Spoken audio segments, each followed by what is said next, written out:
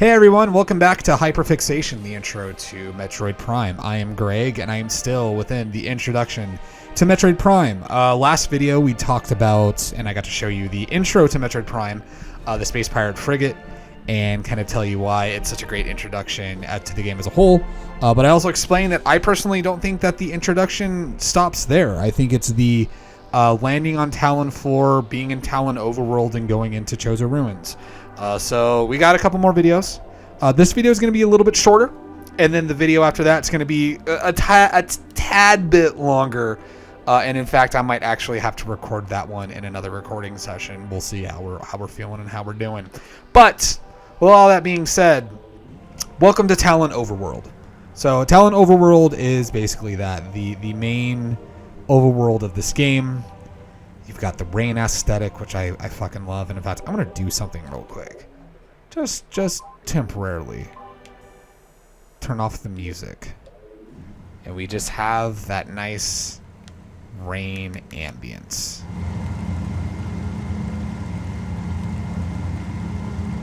I love me. I'm a sucker for rain ambience. I love it so much. That's a cool thing when you jump down. It gets you, it just automatically leads you up to Samus's ship. That's where we just saved. So, let's get the music back on, because the music's actually pretty wonderful here. And turn it down for myself, but welcome to Tallon Overworld. This is the first of a few levels in the game, of a few areas that you're going to be periodically visiting throughout. So, initially looking around, this game does an incredible job at piquing your interest in a bunch of things. You see things like, hey, what's this back here? There's some doors here. Can I get to these doors here? Can I get back onto the fucking ship? Can I reach these doors? Oh, I can't jump to that door. What about this door over here? Can I jump to this door? Can I jump like right here? No, you can't. There actually is a way that you can, but I'm not a talented speedrunner, so I'm not going to do it. So, alright, fine. So there's a door here and a door here.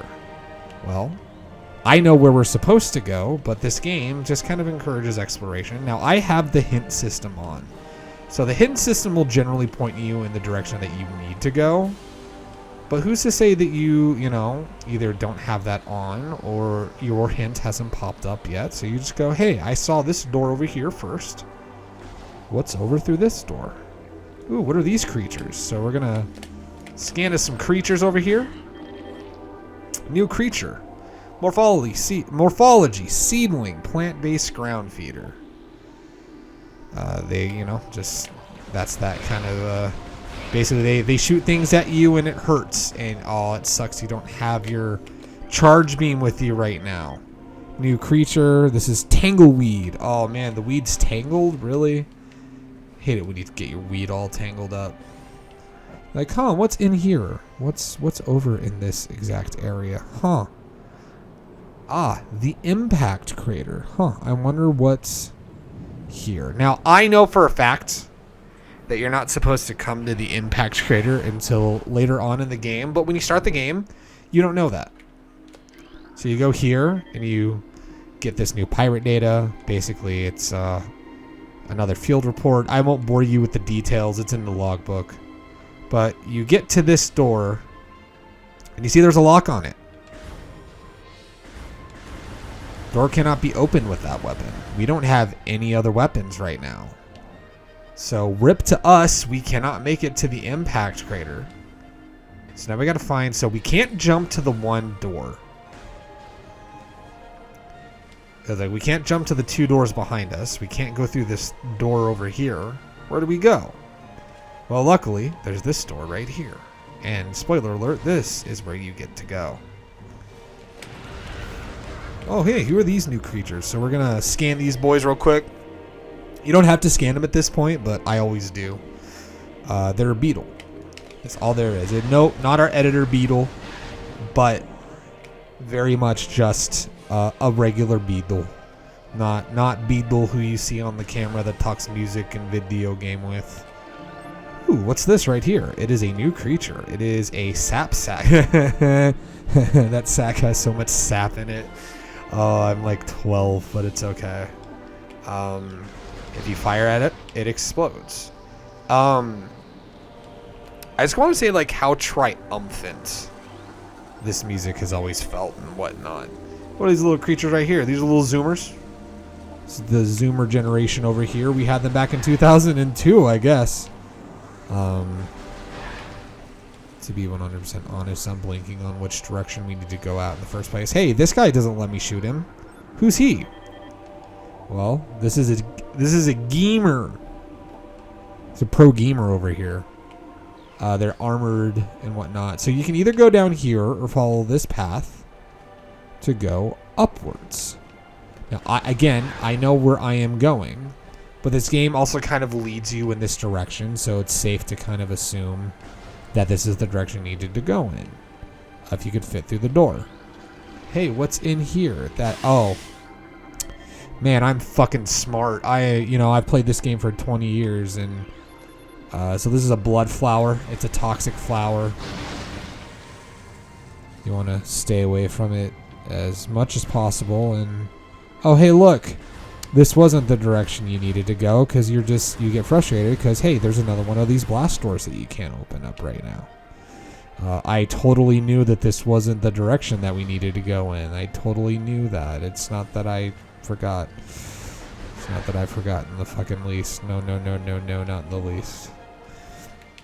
Let's pretend that didn't happen. That's part of the exploration of this game, is you go to a certain area and you're just like, hey, wonder what's going on here. And then the game is generally pretty good at blocking your access off. But also intrigues you because it allows you to sit there and go, well, gee, I wonder what's in that little area. And it's very good at, like, in the very beginning, kind of streamlining you to where you need to go.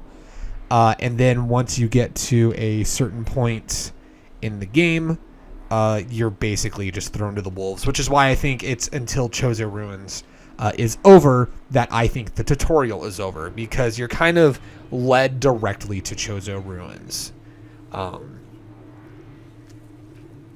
It's kind of where something interesting. I run a Dungeons and Dragons game away from homebrewers, and I really kind of set up the beginning of my game kind of like that before the world proper kind of opened up.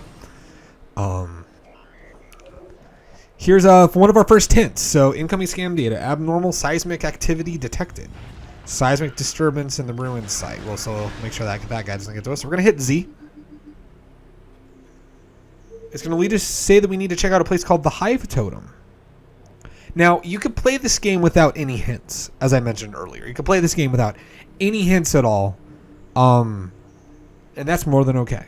But I play with hints.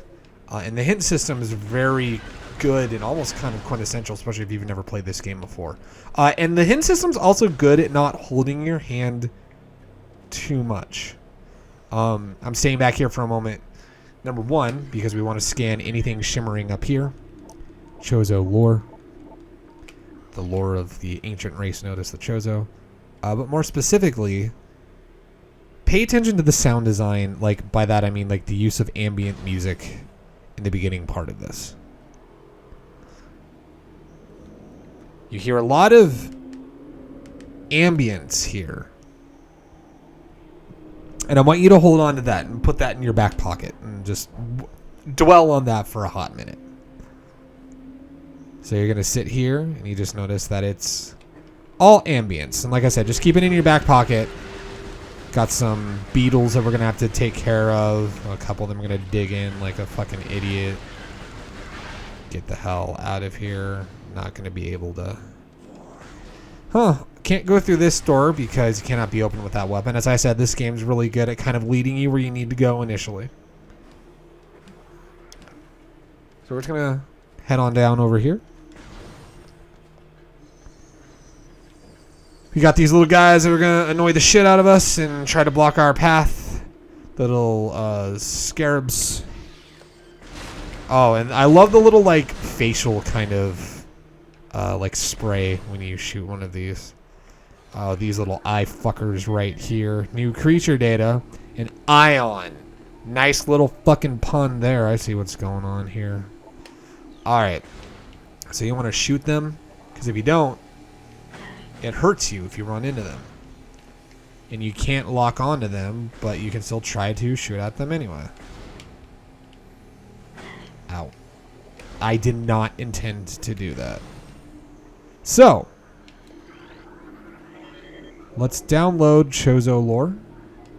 And something else showed up when we got here as well. Save station. Ooh. Hey guys. A save station has been detected.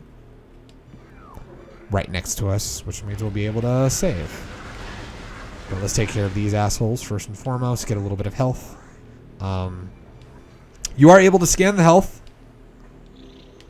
Ooh, and now we've got an enemy you're going to be seeing a lot in this game, and that is the war wasps. War wasps are a creature that come out of their hives and like to cause a bad day for you. They come out of one of these hives right here. Yeah, the war wasps hives. So this game, super fantastic in teaching you game mechanics and whatnot. The war wasps are going to become very important super quickly. And we'll get to that when we get to the hive totem. I think you're putting 2 and 2 together already. War wasp hive, the hive totem. Something cool. Okay, you can't really do it. Oh, didn't want to save again. No. Energy was saved though. So maybe we can do it in here. Yeah, we've got a level 1 here. So there's a little mirror right here, and I've always loved this. So if I hold it down here, it basically is just the model like pseudo T-posing. And this is how your model moves around in the game. And it's really fucking great. It's a cool little like peek behind the curtain as to what your model is actually doing when you're playing the game. So, I don't know. It's just something that I've always loved. Get rid of these fuckers right here. Alrighty. Oh boy, so we got a room here. We got more hives. We got more of these fuckers. Is there anything we can do with this thing right now? No, I think it's just going to piss them off some more. But we'll be able to come back to that later. So let's hop through here. What about down there? Is there something down there? Uh-oh, it's got another blast door on it. Oh no. Not another blast door. We got these little guys right here. These little guys are plasmites. Excuse me. So something cool about plasmites. It's going to be kind of reminiscent of creatures that were similar to this in Super Metroid, where the more that you hear, I mentioned that you can scan health, but here you go. It's a large replenishment. So notice there's a warning right there. You look down here, and it's, ooh, water's not looking too good right now. It's like, ew, yikes. So you're going to notice that these hallways are getting darker with each of these plasmites that we destroy. So this is the hive totem. Man, looks very ominous. Oof. I always think I'm going to get... I always think I'm going to touch the water at any point. Now, fun fact, before we get into what's about to happen. If you're a speedrunner, you're able to skip what's about to happen. I am no speedrunner, but I also advise after you're done with this series, just go check out like a bunch of speedrunners playing this game and showing off things in this game. It's fucking insane the way that this game is broken. Unfortunately, I have the player's choice version, which means that I don't have nearly as many of the out-of-bounds skips as, say, the original version of the game. Now, fun little fact. This is my fucking hyperfixation brain dumping of information that I remember. So, there are version differences in this game between the original version and the player's choice version of the game. Retro Studios is able to fix a lot of bugs, specifically about out-of-bounds glitches for the player's choice version of the game. And the way that you're able to find out is you pop the game out. Even if you have one that has a case for the player's choice, sometimes they would mismatch game cases and stuff like that. But if you look at the disc number, the number on the disc, I think if it's either 1.0 or 1.1, then you have the original version of the game. And if it's like 1.2 or more, then you have the player's choice version of the game. And I know speedrunners like the non-player's choice version of the game because there's a lot more out-of-bounds glitches in that version of the game. Retro had time to polish things up between release and then the player's choice version where they put out an updated version of it. And they also fixed some like game-breaking bugs and stuff later on in the game. If the website still exists, and Editing Greg can look into this as needed, but there's a website that I used to go to all the time that I think might still be up called Metroid 2002. And there's a lot of interesting stuff on there, a lot of version differences, out-of-bounds glitches, and a bunch of just fun facts and stuff like that. And my fucking ADHD ass as a kid was addicted to that site and would go through every single page again and again and again and again for each of the games that they had on there. And it was really fucking wonderful. Hey, so we got the idle animation. It's one of my favorites where Samus just puts her arm cannon down. It's just really interesting. And then it's interesting because if you move forward, the arm cannon just whoop. All right, nope, back up. We're back here and good to go. So now we're going to walk forward and check out what's going on in the Hive Totem. Oh, shit. Is this a boss fight that we've got to do? You fucking bet your ass it's a boss fight.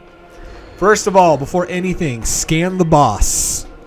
You do not want to miss scanning the bosses if you're trying to get 100% in this game. You will fucking hate yourself. So we got a bunch of dudes just spinning around. Get rid of these bros. Oh, man, I am out of practice of this. Oh, and there we go.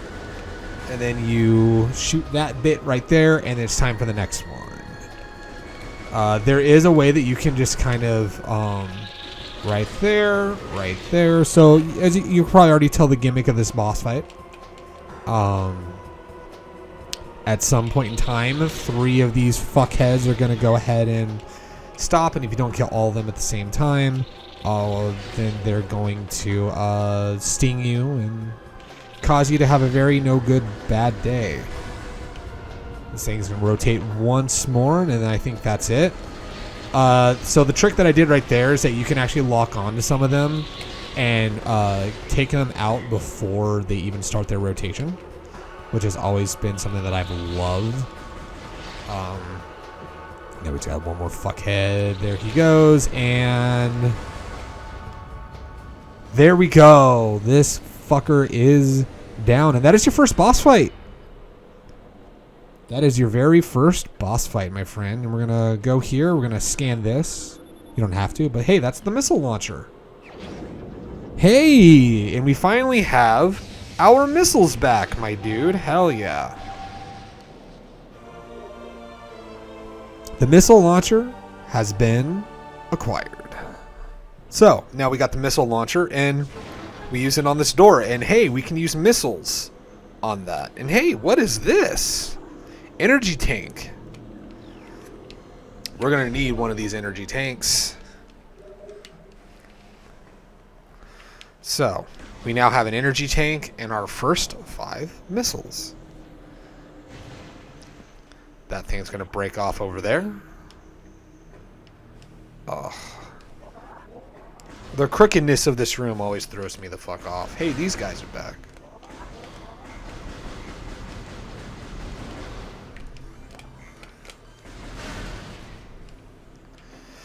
So, we're going to be backtracking just a tiny little bit.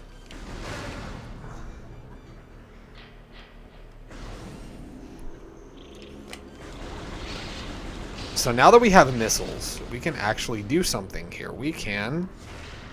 check that out. We destroyed one of the War Wasp hives. You can also go through here. Hey, what's in here? The map room. Little things that you notice in this game. Things like finding blast doors earlier. Now that you know that you can use the missile launcher to tear down those blast doors, you get to go back and start opening up all those blast doors. And that's why I still feel this is like the tutorial part of this game. I very much love the way that it does that. It's very wonderful. I want to scan this. Nope. I want to scan that fucker. That's what I want to scan. Scan the health. Let those guys just run around, have a good old time. Alright. Oh, boy. Of course, they're all, like, just out of range. I'm trying to get one of those missiles, and they're just out of fucking range. Well, there's still a lot more to do here in Chozo Ruins. Chozo Ruins is not as simple as one simple boss fight. We're going to save here for a moment and then get on to the next section. Now, I was able to figure out this next section way back when I was a child.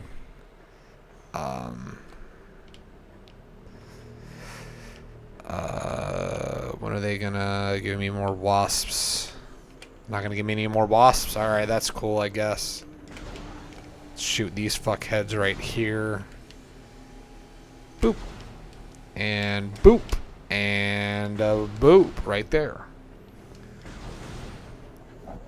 And that's also why I consider this part of the tutorial part of the game, is because it's teaching you all about the backtracking in this game.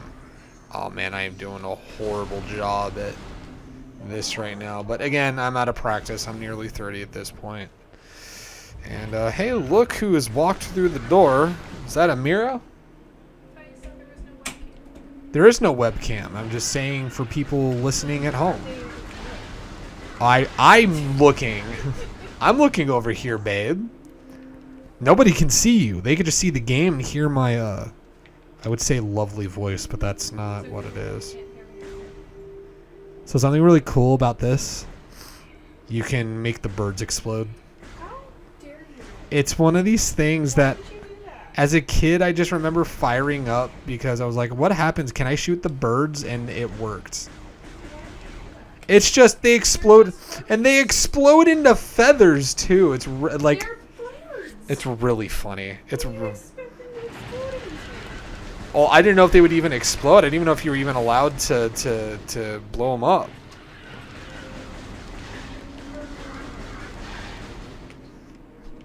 Shout out to Mira for making things a lot more interesting. So we get rid of this blast door. Get rid of this blast door, and God, I am in desperate need of some missiles.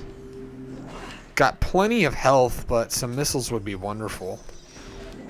Oh, of course I ran into all of that, and of course none of them gave me missiles at all. So before we walk into this room, I want everyone to pay attention to the way that the ambience has changed. There's now a little synth playing. As you progress early on in this game, there's nice little progression signs in the music. And, you know, we had just the ambience as we were going to the Hive Totem. When we leave the Hive Totem, and we get this version of it, with the little synth roll right there. But now that we're back, now that we're in this area, hey, look. What's that over there? It's the Morph Ball. Cool. Let's just hop on over and go to the... Oh. Guess we can't. It's time for another boss battle.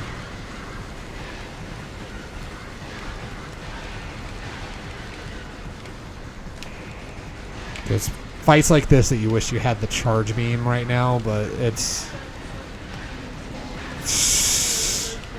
God damn it. It's Mira singing some fucking bangers in the background. Beetle would be very unhappy right now that I'm having to kill a bunch of beetles. That's fair. Let's collect some health. Something's showing up though. The big boy! That's a chunky boy. Damn boy, he thick. That's a thick ass boy. Damn. So, let's scan this fucker right now. Morphology. Plated beetle. Well-armored burrowing insect. Vulnerable only in the rear abdomen. Creature's thick cranial plating can repel frontal attacks. This gives an advantage in combat, allowing it to make ramming attacks. Only surfacing when it detects detects vibrations above. It then maneuvers itself as to always face its rival, keeping it as exposed abdomen protected. So you got to hit it in the back. You got to hit it from the back. See how it bounces off the front right there? Just scan. You get to tap, as it says in the tutorial. Tap and lock on right there. You can tap and dash. Oh, come on, you fucker.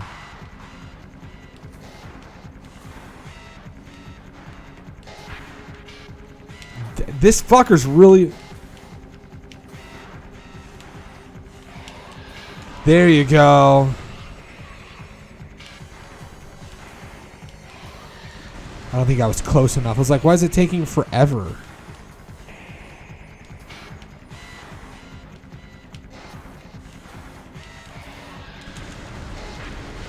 Oh, I got it. There we go. I don't even have any missiles, guys.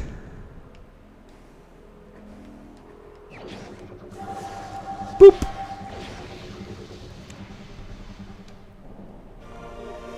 Morph Ball has been acquired, ladies and gentlemen. Hell yeah. So you press X to activate the Morph Ball. And now we can maneuver around another thing. So remember in part 1 when I said to notice the coloration? How the coloration of the Morph Ball was blue? Notice that now that we don't have the Variasuit, it's orange. And if you also notice, listen to the music now. The music is now fully kicked in, and the full track is now playing for our listening pleasure. Now we're chilling in Morph Ball mode, just rolling around having a good old grand old time. Now you got more of these little fuckheads over here. If any of you guys could give me some missiles. Oh, that's a cool little thing right there. So I'm going to fire the beam really fast, super quick. And it's something that always amazed me as a child. Notice the little smoke that's radiating off the arm cannon temporarily. It's really fucking great. It's a nice little detail that they added to the game. There's going to be some dudes trying to... So, you look at the map. We've already been here. We've already been here. We can't go through the next door because that takes us... We need the wave beam in order to get there. So now where can we go? Well, we got an area right here without a door. We got an area up here. But that area is all the way up there where the energy tank is. And we cannot reach that high. Not right now, at least. So the only other option on the map is we're going to be going this direction. So, I'm going to go on a little bit of a journey, a little bit of a trip. So, this is going to be the point in the game and point in the video where there's going to be some time skips. And we're going to be just going on this journey. I don't want to bore you guys. But as interesting things come up is kind of where we're going to be skipping around a little bit. So hang tight with me. So tying back something really interesting right here. So tying back to something earlier on that I had mentioned, that the game early on leads you wherever you need to go. If you were to try to go through this door before you got the Morph Ball, you wouldn't be able to walk through it because you can't walk through it. You're too big. You need to become small. So this is a fountain choked by overgrowth. Toxin levels are high. Got some more Chozo lore. We can read that later on. So here's another example of the little... Oh man, I think I fucked myself on that. Oh. I made mistakes. So remember earlier in another room where there wasn't much of any danger that I said that the little plasmites would bring down your visibility? This is a fuck around find out kind of moment because they do replenish, but without them it makes it 10 times more difficult to navigate this room, which has toxic water in it. Oh god, there's new enemies here. What are they gonna do? Give me more health is what they're gonna do. Let's break this open right here. So, we're getting into the other side of Chozo Ruins, at least at the beginning of this game. So, we got a new creature here. Fire at him. Get rid of him. Fire at him. Notice the warning is still happening. Let's take a trip around this tree. Just check it out. Save station detected. Ooh. See, when you have the hint system on, it'll tell you where to go. Save station there. So the end of this episode is just in sight. I'm going to kind of talk about the tree right here momentarily. So another instance of the game showing you what you need to do. You scroll under here, but you got boxes that you can't get rid of. How do you get rid of them? Well, deductive reasoning from what's happened before. Probably need another item in order to break them open. And yes, that is exactly what you need. And you'll get to see what that is in the next video. But for the time being,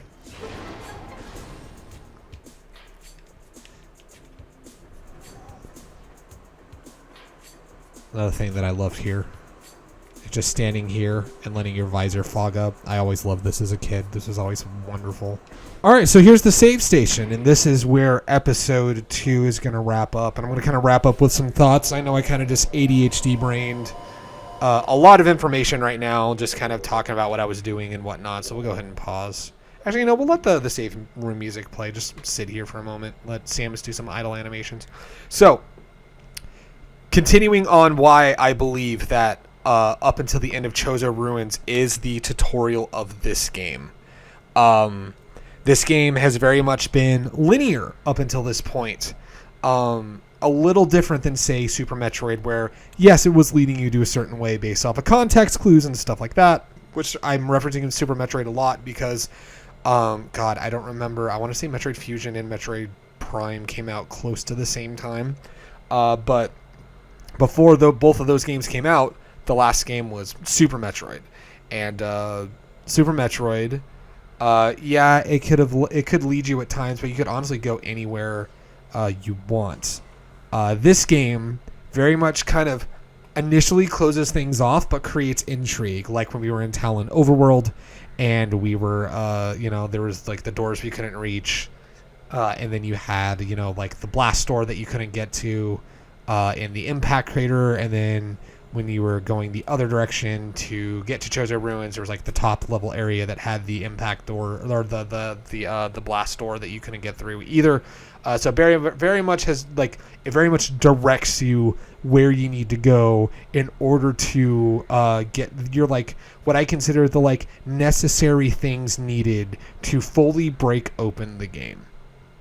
And even getting into Chozo Ruins, it is very good at that. We couldn't go anywhere except to get to the Hive Totem, which the warning system already kind of told you about. But even if you didn't have the warnings, you can see what I'm talking about when I say that's really good at kind of just leading you where you need to go initially. Then we go and get the Morph Ball. We couldn't go anywhere else aside from getting the Morph Ball. Then once we got the Morph Ball, we go up, and now we can use the Morph Ball to get to this area right here.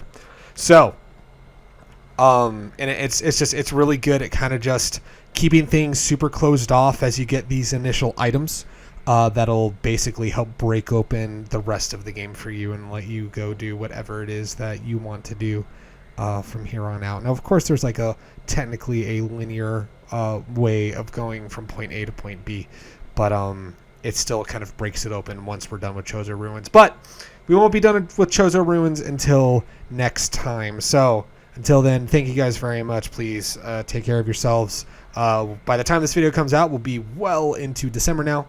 Hopefully you enjoy next week's homebrewers, and then after that, even if we're in the holiday season, hope you guys enjoy the final video of this if I could say the word correctly, Hyper Fixation, the intro to Metroid Prime. I hope you guys have been enjoying this.